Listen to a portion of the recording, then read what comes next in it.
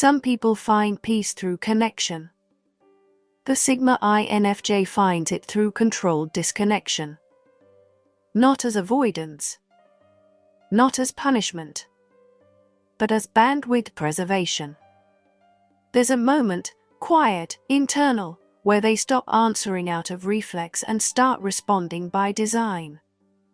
A moment where they stop offering themselves to every emotional pull simply because it's loud. That's not collapse. It's calibration. And once that calibration locks in, access isn't granted by memory or guilt. It's granted by alignment. They weren't always unreachable. They simply learned the cost of being constantly available. And now they choose differently. Part 1. Access is not a default. Most people assume emotional proximity entitles them to access.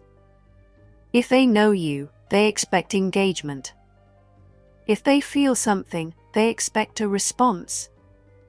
If they feel urgency, they assume you're on call. But a Sigma INFJ doesn't operate on emotional urgency. They don't reward volume with attention. They don't confuse history with earned presence. To them, access is a current contract, not a legacy entitlement. It's something granted, reviewed, and revoked based on signal quality. It doesn't matter how long someone's been around. What matters is how clearly they engage, how they handle distance, how they respond to unspoken cues. And when those things fall out of alignment, access closes. Not with an announcement, but with quiet certainty. Part 2. The emotional supply chain got cut. There was a time when the Sigma INFJ responded to everyone. They decoded every shift in tone, replied out of instinct, explained more than necessary. Not because they were naive, but because they still thought availability was a virtue. That to be kind was to always be reachable. But pattern recognition changed that. They saw the loop. Some people engage only when they need emotional energy. Some conversations aren't exchanges, they're extractions. Some apologies are calibration tools. Some urgency is bait. Once that loop was mapped, the Sigma INFJ severed the feed. Not dramatically, but with final precision. They no longer translate unclear signals. They no longer clarify what silence already said. And they no longer exhaust themselves trying to make emotional access equitable. Part 3. Withdrawal isn't wounding, it's structural. When the Sigma INFJ disappears, most people default to blame. They assume pain, assume conflict, assume something must have gone wrong. But the Sigma INFJ doesn't withdraw out of injury. They withdraw out of logic. Emotional input has exceeded clarity. Signal distortion is too high. Bandwidth is misallocated. So they reduce channels. It's not emotional regression.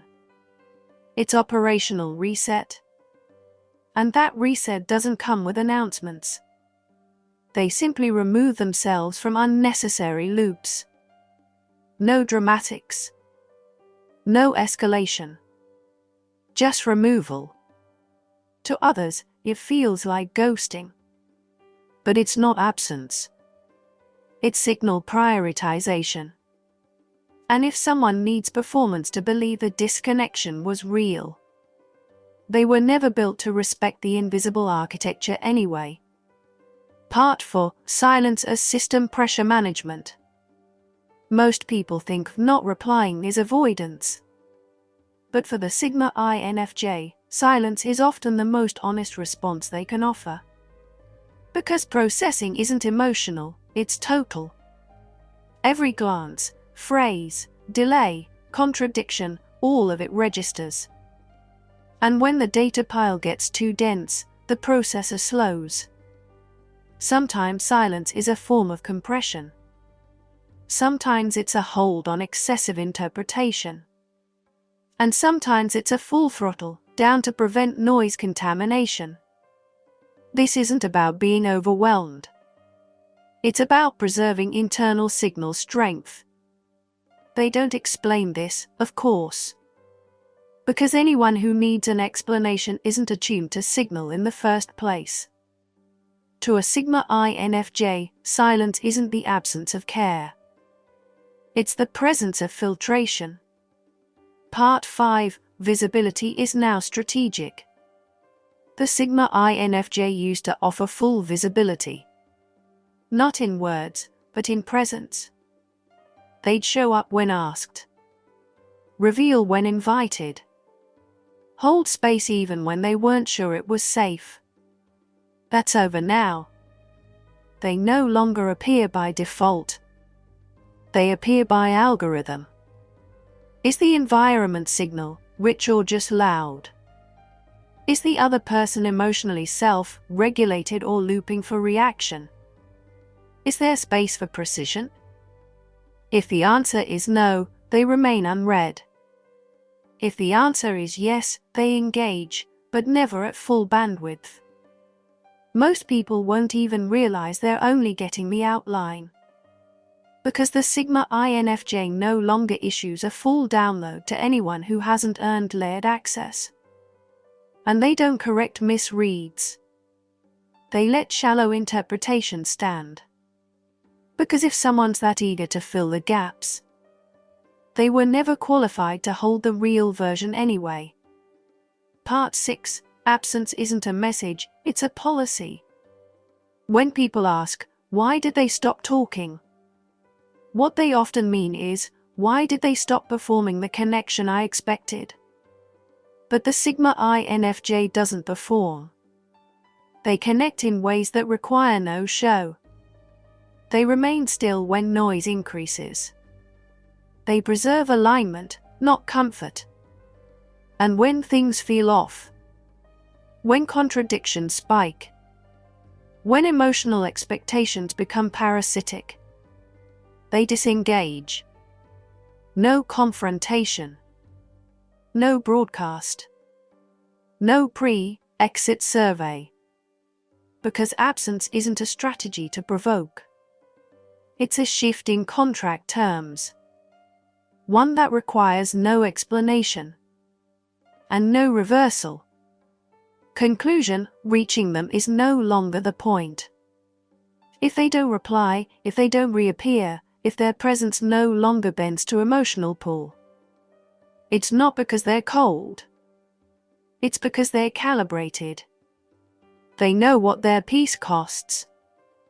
They know how many cycles were spent translating low-quality signal into meaning. And they no longer do it. They've outgrown the belief that kindness means contact. That empathy means exposure. That love means immediate access. Now, peace comes first. And availability is no longer currency. So if you once had access and lost it, don't ask what you did wrong. Ask why you didn't notice the contract expiring. Because the Sigma INFJ doesn't make you feel the door closing. They just make sure it never opens again. And in that silence, they finally hear themselves again.